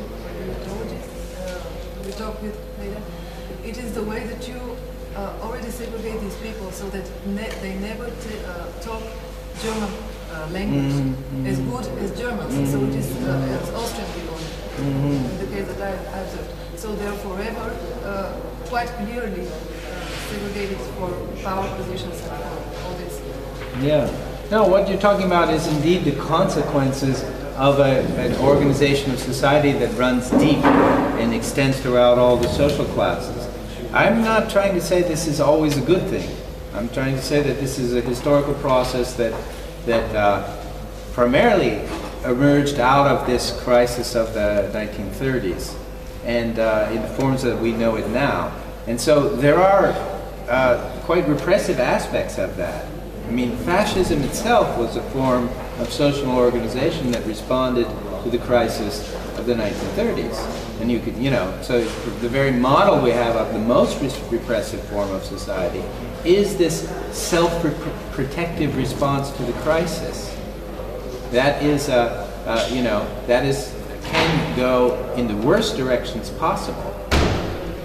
It can go in a slightly, in a less repressive direction, but still you will find parts of society where it manifests as a repressive order, a bureaucratic order, a controlling order.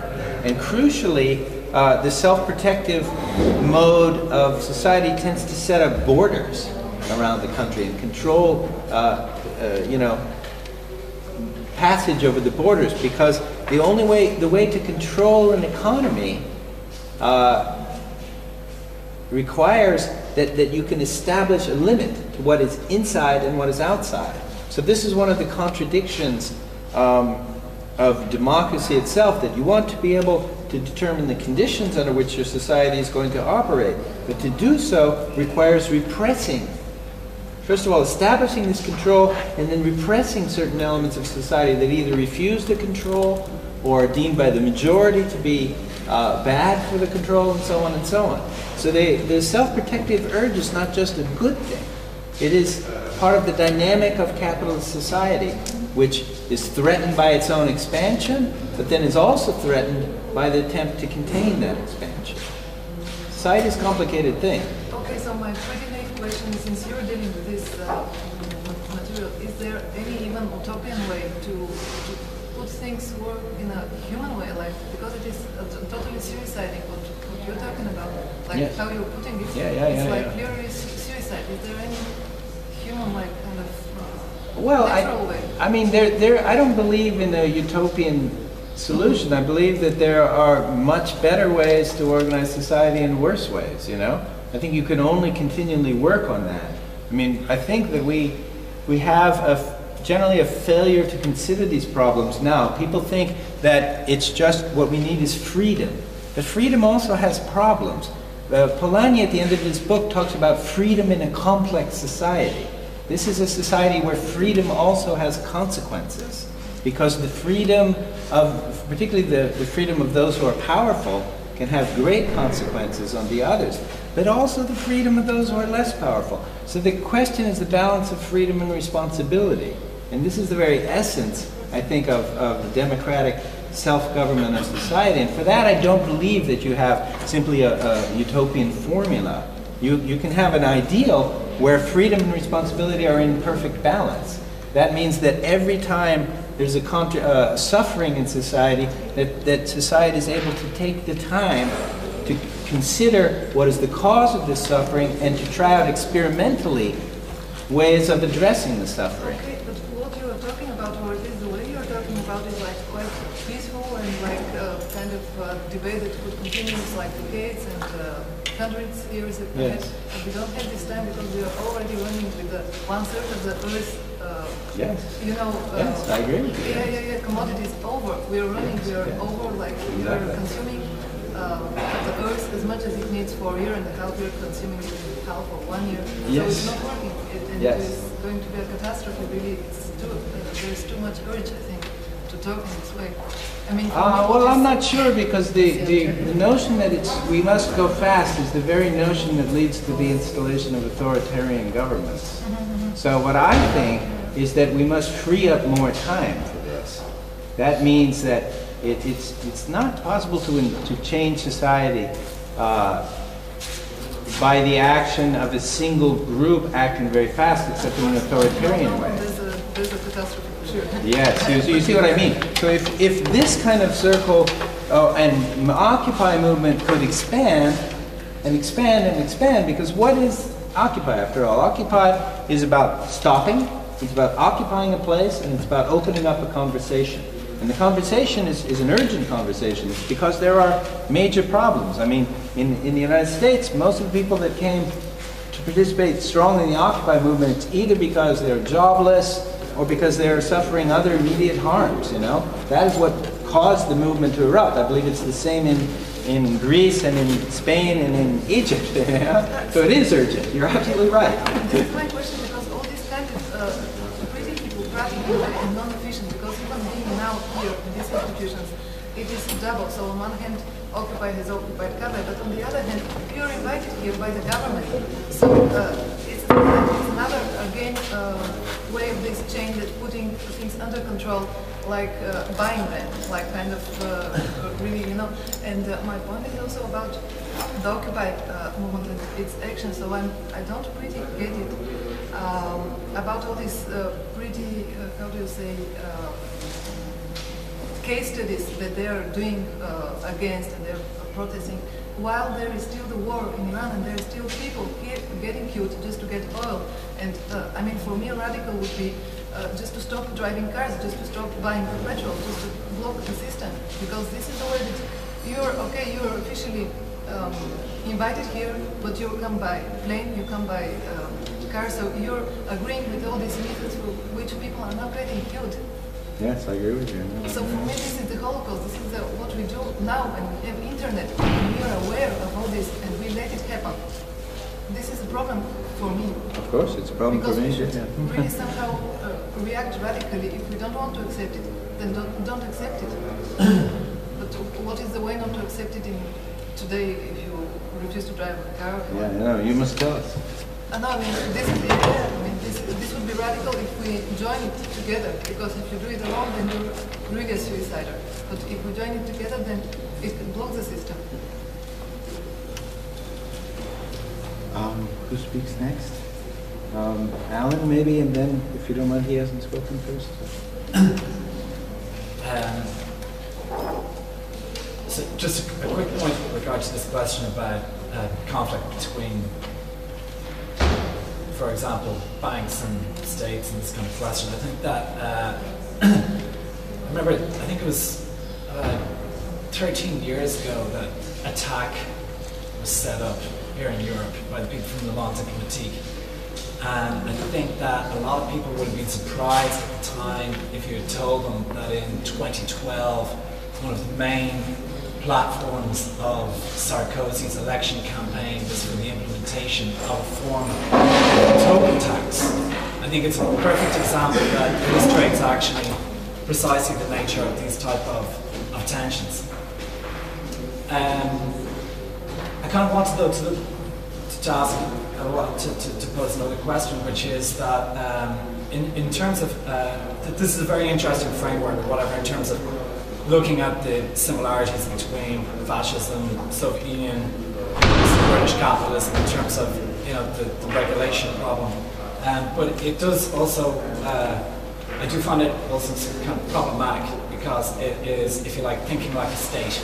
It's analysing like a state. That's the point of view. Mm-hmm. And so I kind of want to go back to a point that you brought up actually, which was basically with regard to trade unions. And so sort of like this idea about like the organising from below, whether it's the trade unions or the sorry? Well, I think it's significant that he says organisation at the bottom, which is a little different in my mind, but you can correct me, from organisation from below. Or is it the same? No, it's different. Okay. But, so he's saying at the bottom, so from below. So let's go on with the from below. Yeah. So, but basically, I mean, the point that you were making I understood you correctly anyway, was that these things ended up being functional, basically, to solving problems that were perceived as problems by other players within the system. Now, what I'm curious about is that, of course, there were various routes, if you like, that the labour movement, could have taken over the years, right? And so, for example, one question for me is, you have the model of the CIO and you have the model of the industrial workers of the world.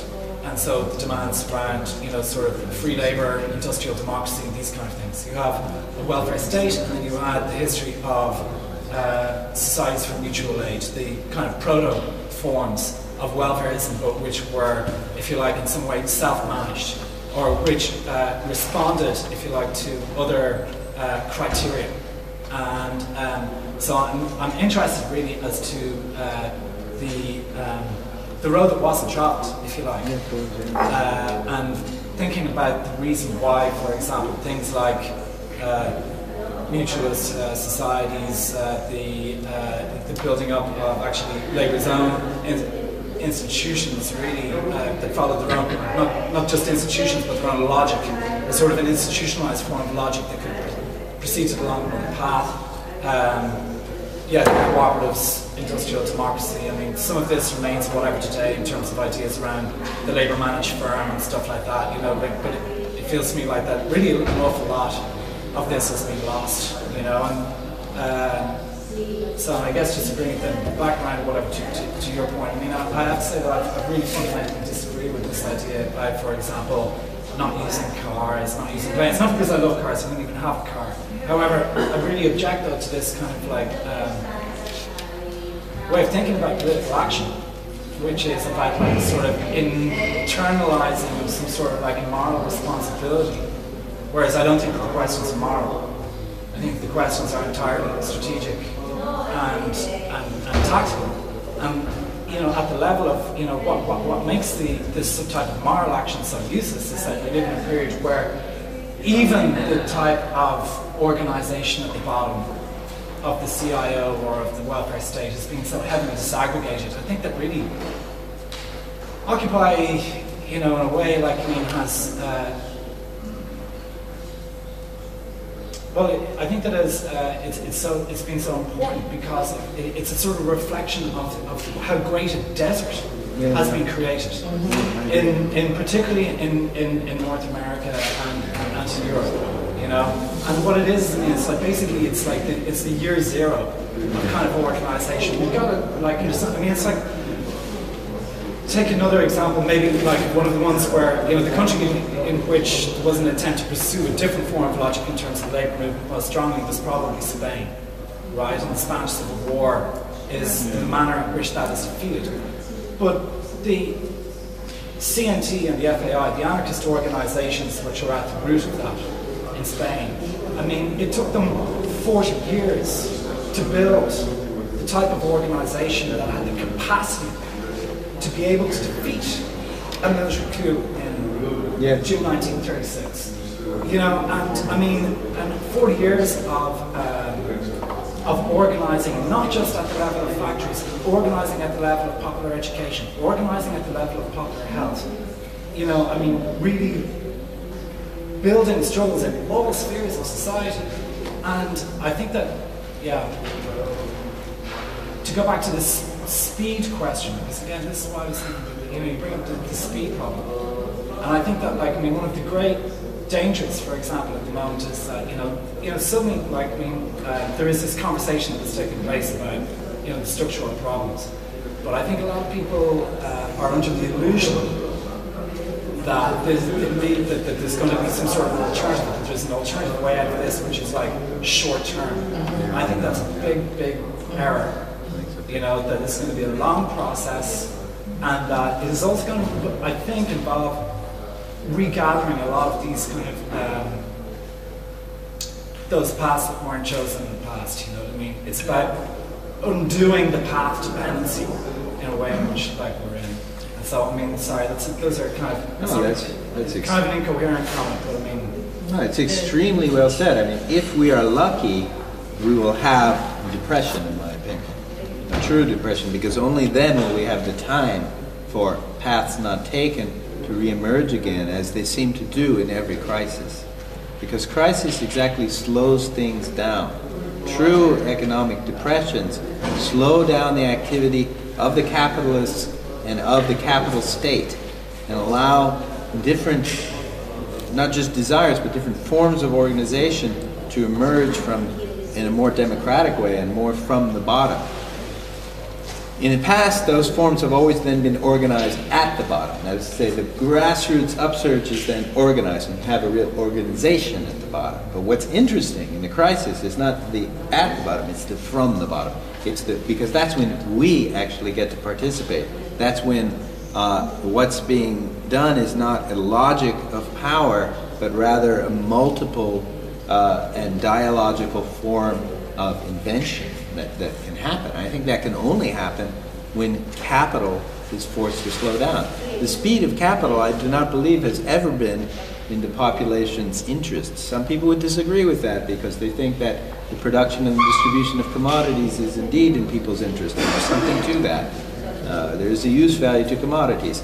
But the price that comes with that use value is so great that one can only hope for a relative slowing down so that some new political invention can be made, without which we're just ceaselessly under the rule of capital. I would like to briefly respond to Alan also. That is, that I think your first question with the different paths taken by different trade unions, I think what's really important there to see is that in a way what happened was that the working class was successfully co-opted by Fordism, and that especially in Germany there was an accord between the trade unions and capital that was going down the route of automation. So the trade unions agreed, and that goes to the heart of the technopolitical analysis. The trade unions agreed with the high-tech road towards more automation by being bought off through consumerism. I mean, that's a kind of thing. So we'll the talk age about of that. plenty for labor happened, actually. Yes, it did, of course. It did happen for our parents, the age of plenty for labor. And I think now, and that's the second part, I'm soon done, now a real big question for me, and I don't have such an easy, maybe many here are more sort of anarchistically minded, I don't have such an easy, I don't know, answer, but it's really what will in the more short and medium term will be, what will be the response of organized social democracy, like Hollande and other social democrats, because the question more theoretically asking is, for me, has organized social democracy first to be destroyed before something new can come? That's the question. I think now we kind of have to stop, otherwise we will go on until the next session starts. But we are stopping for lunch, so anyone who wants to talk actually can continue. We can also continue over lunch. Is that appropriate? If someone must say something now, then say it. Maybe you better let her say it. I was asking, is lunch here? Yeah, sure. I mean, we have nothing prepared, but we can come up with something. And we start again at 2. We start again at 2, yeah. I'm just leaving in 2 hours, so I have to really. Yeah. I can talk with you in a while, not to bother everyone. My question was just about somehow thinking of what you essentially put it really. It's perhaps about violence. I mean, all these things that are in common between the States and the USSR and Spain. This is violence. And what you said, it took 40 years. Now comes only the results that with this case that you see for just one example about this adopting system for adopting kids by elect people that they violently let them adopt the child as they just totally destroy these people. So it's a lot of to do with violence, which is also nowadays in the society. In our way of thinking is just in a way not functioning because we regulate. So the prison, we put there people, for example, who can steal in the market, but they can steal if they're really depressed out of getting out of the no other solution. And but the people who are in front of us and are totally dealing unfair, we are reliable on them. we need them, so we don't put them into. And I'm not talking about any kind of leftist like this could result really dangerous. But my point of view is just about the violence of workers. This is a way that we could probably shift this, if it is possible, to shift this kind of individual ego into a common ego, community ego, just to protect ourselves, but also in a free-minded way, not to put it in frames, not to make it by law, because every kind of oppression and restriction reflects in a contract, in a position. Yeah, well, this is what in the next session we'll look at probably the largest phase of organized industrial violence that human history has ever known, the Second World War. This confirms everything that you're just saying. This is the great danger of capitalist society, is that all social cooperation of industry can become organized violence. And it happens on a large scale in war. It happens constantly with imprisonment, with border control, with all sorts of administration and so on. And I think it's a major problem of human society, and one we have to think about today and work against today in every way possible. Rosa Luxemburg warned for it, and she criticized Bernstein, Kautsky, and also Hilferding because they had the illusion for a slowly peaceful growing of social democrat organization into a socialistic state, and this was an illusion on the same level as illusions of the Occupy movement in Berlin, when they say something of evolution, change, and so on. It is dangerous, this kind of thinking, you know. Well, we can discuss. Let's take a break for lunch and not get too long. Before you go, could you write the names of those three autonomous, German autonomous just right there? That way I just take that note right here and it's done. Just write them right there.